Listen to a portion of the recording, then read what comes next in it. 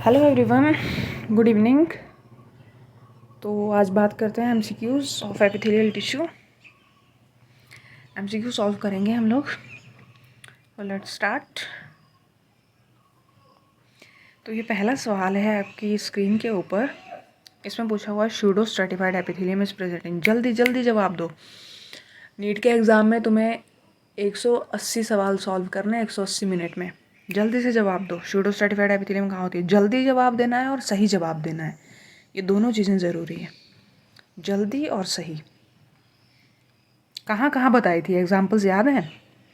Pseudo stratified का example tower बताया था। T stands for trachea, B stands for bronchioles, R stand for respiratory epithelium of nasal chamber.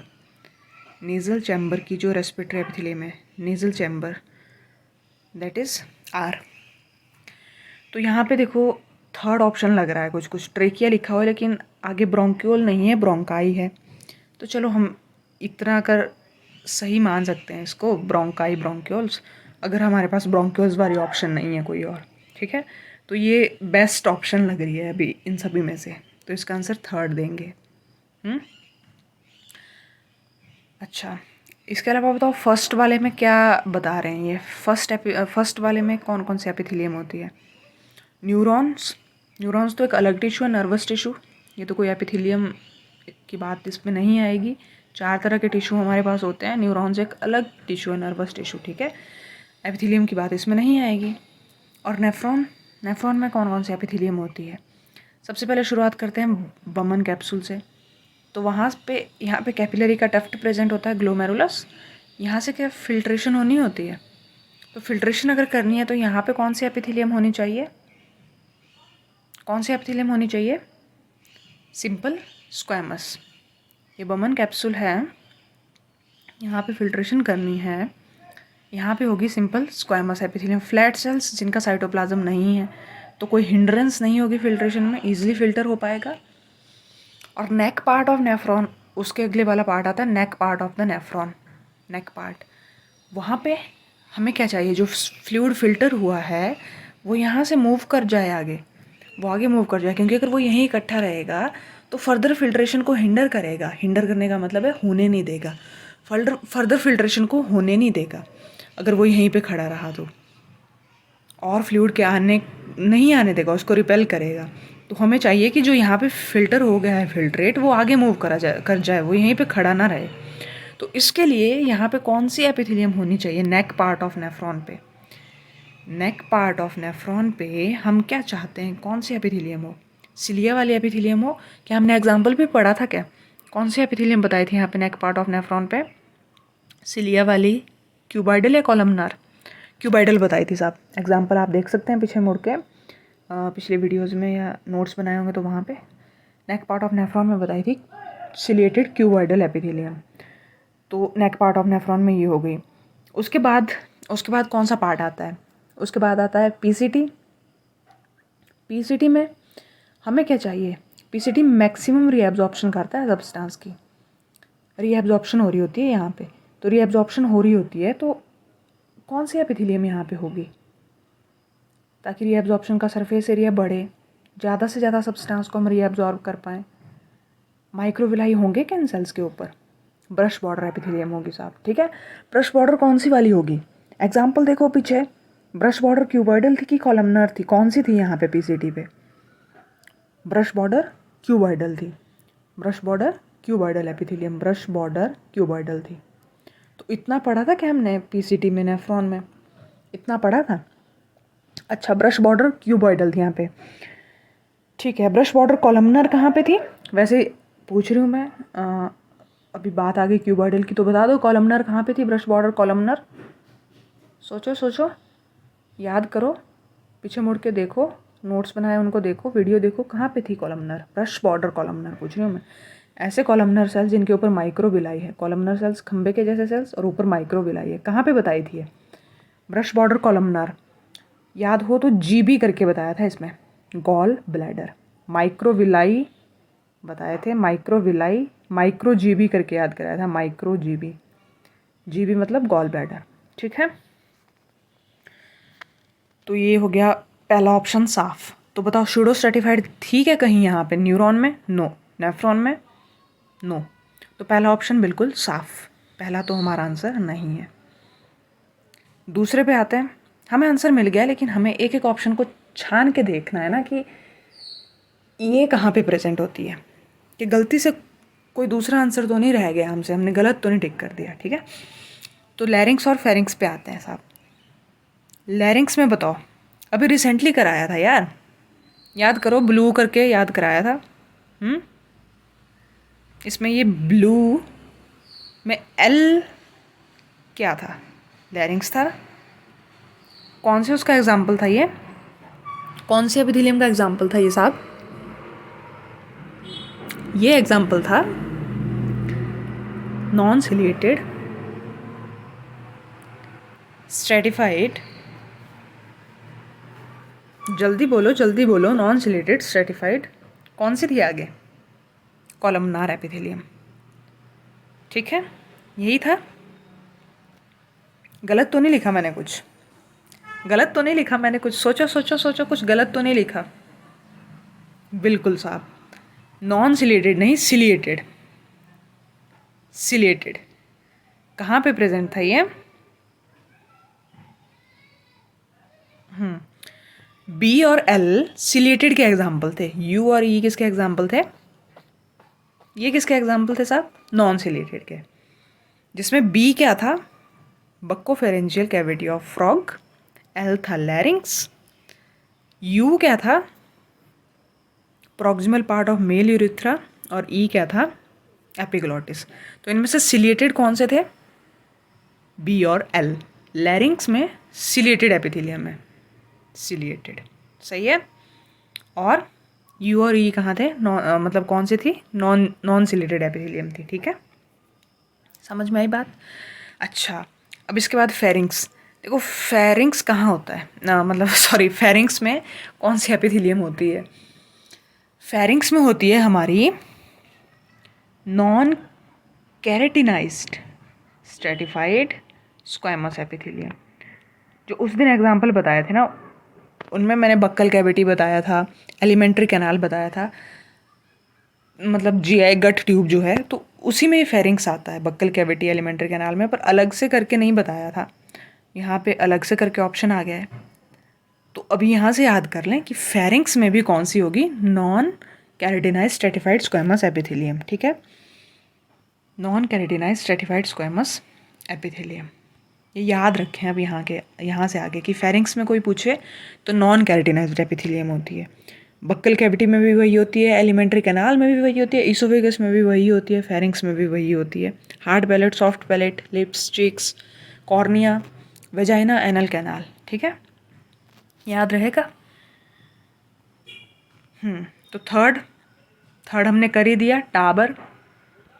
B for bronchioles होता है, लेकिन हमारे पास bronchioles वाली कोई ऑप्शन नहीं है, तो हम ब्रोंकाई भी क्लोज आंसर है, मतलब उसके पास की बात है। ठीक है, तो हम टिक कर सकते हैं इसको। और उसके बाद आता है fourth option, urinary bladder and intestine. Urinary bladder and intestine, तो इसमें बताओ कौन सी एपिथेलियम थी? यूरिनरी ब्लैडर में कौन सी थी साहब? ट्रांजिशनल थी। और कहाँ थी ट्रांजिशनल एपिथेलियम? 4 तो एग्जाम्पल बताए थे तुम्हें कुल।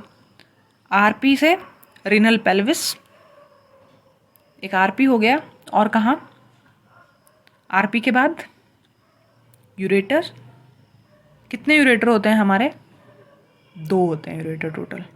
ठीक है, एक किडनी से एक यूरेटर आता है, तो 2 किडनीज हैं तो 2 यूरेटर। और renal pelvis, ureter, urinary bladder और proximal part of male urethra. Proximal part of male urethra. ठीक है, तो यूरिनरी ब्लैडर में कौन सी एपिथेलियम होती है? Transitional epithelium. ठीक है, ये रहा यूरिनरी ब्लैडर यहाँ पे। और इंटेस्टाइन में कौन सी एपिथेलियम होती है? इंटेस्टाइन में कौन सी एपिथेलियम बताई थी साहब? याद करो, स्मॉल इंटेस्टाइन में बताओ कौन सी बताई थी? गॉबलेट सेल प्लस माइक्रोविलाई, कौन सी एपिथेलियम थी ये? जिसमें ये दोनों चीज़ें होती हैं। कॉलमनार थी, वेरी गुड। सिंपल या स्ट्रेटिफाइड?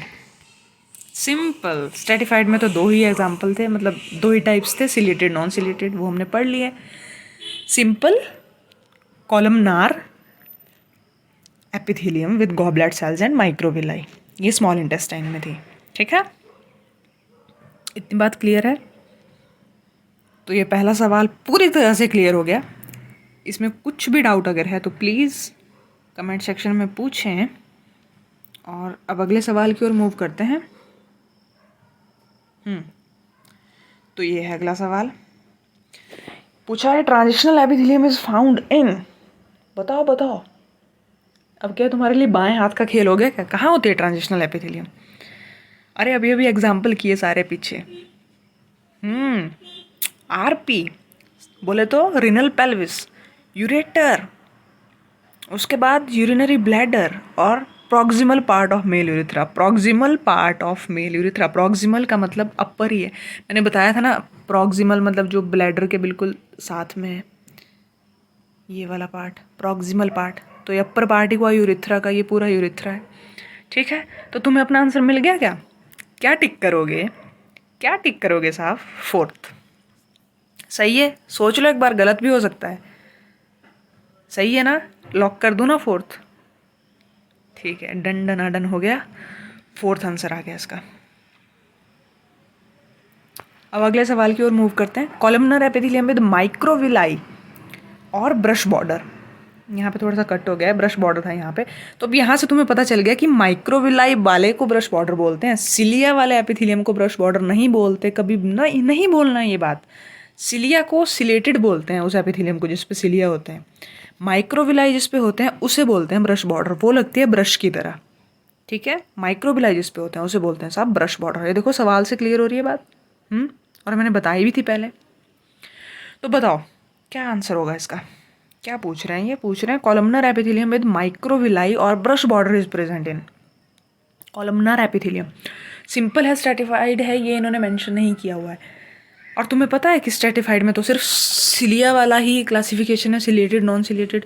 तो तुम्हें पता है कि ये सिंपल की ही बात कर रहे हैं। तो बताओ, simple columnar epithelium with microvilli. अरे अभी अभी एग्जाम्पल किया मैंने बताया भी अभी अभी पहले। सिंपल कॉलमनर एपिथेलियम माइक्रोविलाई के साथ कहाँ होती है? माइक्रोविलाई के साथ कहाँ होती है साहब? क्या जीबी किया था अभी अभी? जीबी बोले तो गॉल ब्लैडर, जीबी बोले तो गॉल ब्लैडर। और यहीं पे अगर सवाल हो cuboidal epithelium with microvilli is present in, अगर कॉलमनर की जगह क्यूबॉइडल लिखा हो तो क्या आंसर दोगे इसका? कॉलमनर की जगह अगर क्यूबॉइडल लिखा हो तो क्या आंसर दोगे? सोचो सोचो। मान लो ये ऑप्शन नहीं है, तुम वैसे आंसर बताओ क्या आंसर होगा? Cuboidal epithelium with microvilli, PCT answer होगा। पीसीटी आंसर होगा, अभी अभी तो किया हमने। सही है, brush border cuboidal epithelium, PCT of nephron. पर यहाँ पे हमसे क्यूबॉइडल पूछा है क्या? नहीं। क्या पूछा है? कॉलमनर। कॉलमनर पूछा है तो कॉलमनर का जवाब देंगे साहब। क्या आंसर रहेगा? नंबर 1। अरे पक्की बात है नंबर 1 होगा। सोच लो, मैं गलत भी बोल सकती हूँ। ठीक है, 1 हो गया। अच्छा तो बताओ स्टमक में कौन सी थी? स्टमक में सोचो सोचो कौन सी थी, बताया हुआ ऐसा भी है। कॉलमनर सेल्स, कॉलमनर ही थी। देख रहे हो, कॉलमनर ही थी। कितना करीबी मामला है। कॉलमनर, इसमें भी कॉलमनर है, इसमें भी कॉलमनर है। फर्क है साहब, आगे माइक्रोविलाई है तो वो इसमें है, और अगर आगे गॉबलेट सेल्स हैं कॉलमनर के ऊपर तो वो स्टमक में थी। गॉबलेट सेल्स के साथ, गॉबलेट सेल वाली कॉलमनर एपिथेलियम स्टमक में थी, माइक्रोविलाई वाली कॉलमनर एपिथेलियम गॉल ब्लैडर में। ठीक है, अपेंडिक्स का हमने कोई एग्जाम्पल मतलब किसी में भी किया नहीं था ये एग्जाम्पल, तो इसे छोड़ते हैं। और फेरिंग्स में बताओ कौन सी थी? फेरिंग्स में बताओ कौन सी थी? फेरिंग्स में थी हमारी, अभी अभी तो बताया था, non keratinised stratified squamous epithelium. Non keratinised stratified squamous epithelium. ठीक है।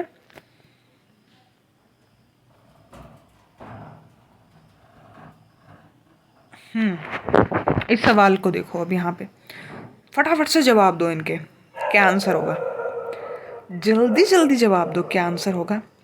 स्ट्रेटिफाइड स्क्वामस एपिथेलियम, मैं जूम कर देती हूँ, ठीक है।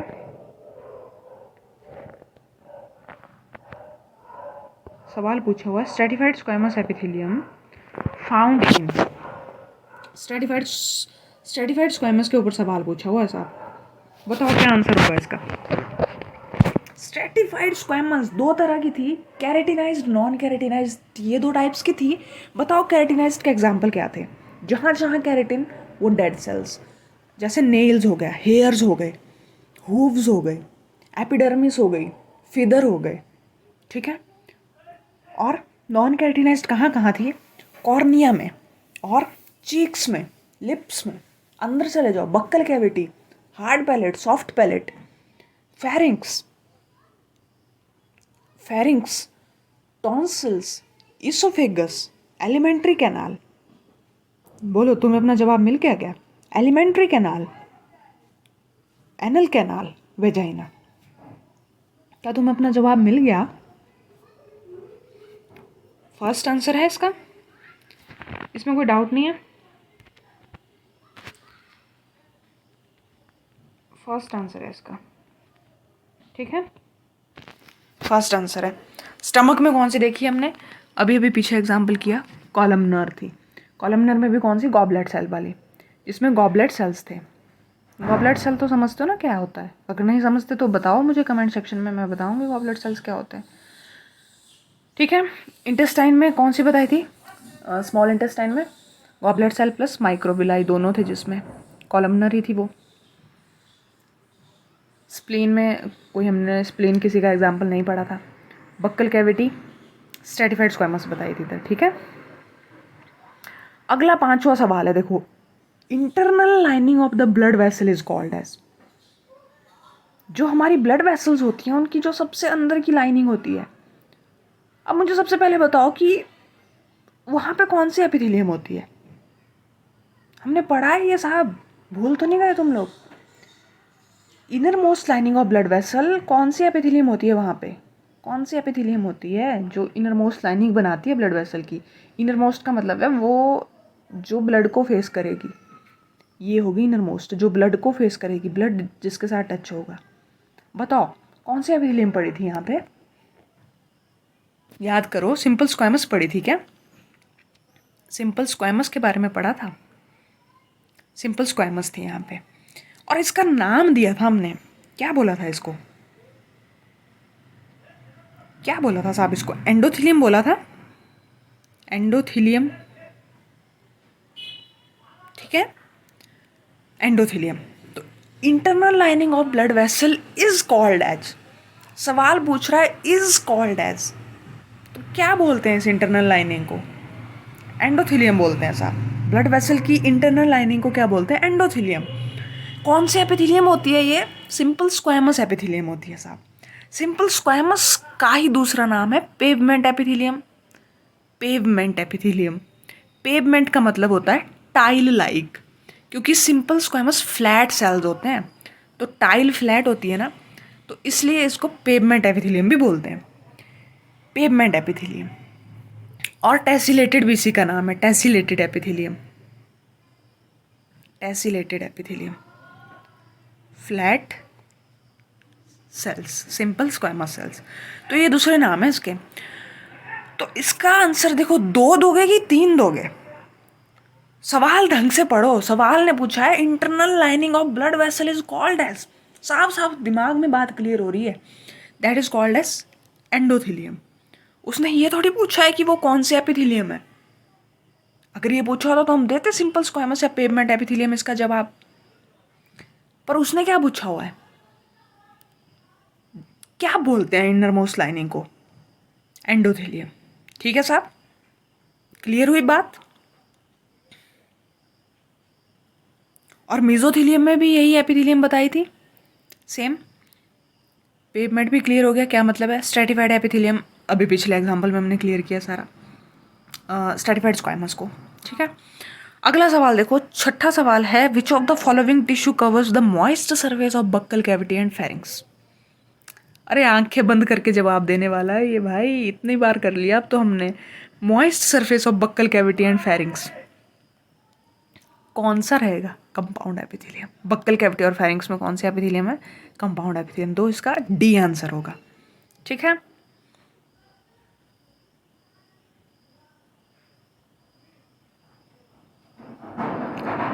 इसका जवाब दो।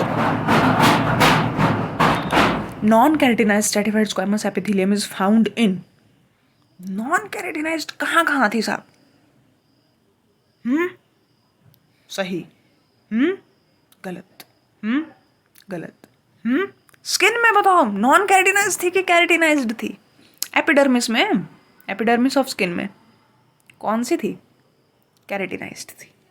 ठीक है, हमसे पूछा हुआ है नॉन कैरेटिनाइज्ड, तो क्या आंसर रहेगा? ठीक है, नेक्स्ट सवाल, epithelial lining of the cornea. अरे बिल्कुल बच्चों वाले सवाल है यार, आंखें बंद करके करने वाले सवाल हैं। क्या है इसका आंसर? क्या है इसका आंसर साहब? सही है।